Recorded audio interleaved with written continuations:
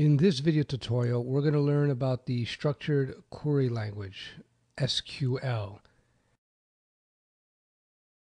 SQL is the language used to communicate with MySQL, the database server.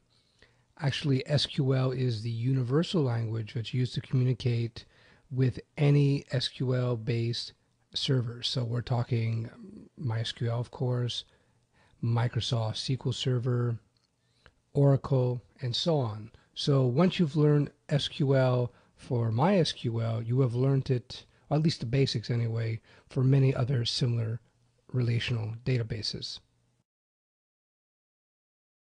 As I explained in a previous video, the SQL language is actually fairly easy to learn.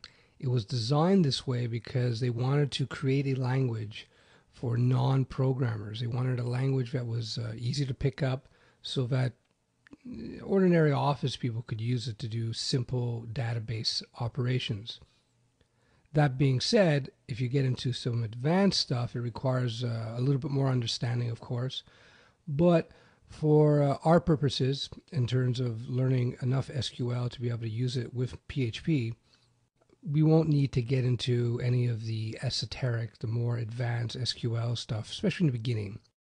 And I would even say that for most of us in our PHP work, you won't have to touch on those advanced MySQL or SQL commands and code, if you will.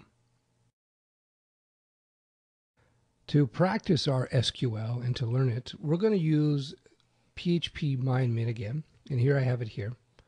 And what we're going to do is we're going to load up the database that we created earlier. So we called it killer, and we have one table, and we have the table people. And if we look at the table structure by clicking on the structure button here, you see that this is a fairly simple table since we have only two fields, name and ID. So essentially, since the ID field, as we discussed in a previous video, is a auto increment field, which means that MySQL server itself will actually be adding numbers for us. We know it's a number because it's an int, right? This is a unique ID that identifies records in the table. Again, this is something I discussed in a previous video. What we need to do is just pay attention to really this name field for us, well, for a lot of our operations. You'll see what I mean once we get into it.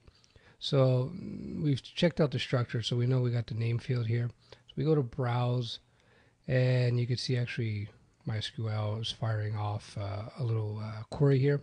Well, PHP MyAdmin is. Anyhow, so what we're going to do is we're going to hit the SQL tab, and in the SQL tab, we're going to be able to type in some commands. As we see, here's a command, and we'll be able to take it from there.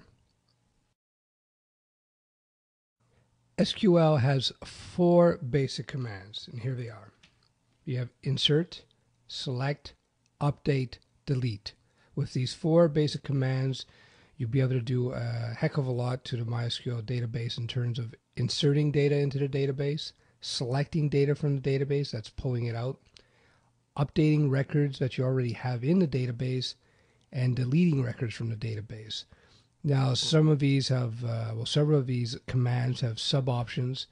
We're going to explore some of them here, but our main goal is just to get enough SQL under our belts so that we can move into using PHP to speak with MySQL.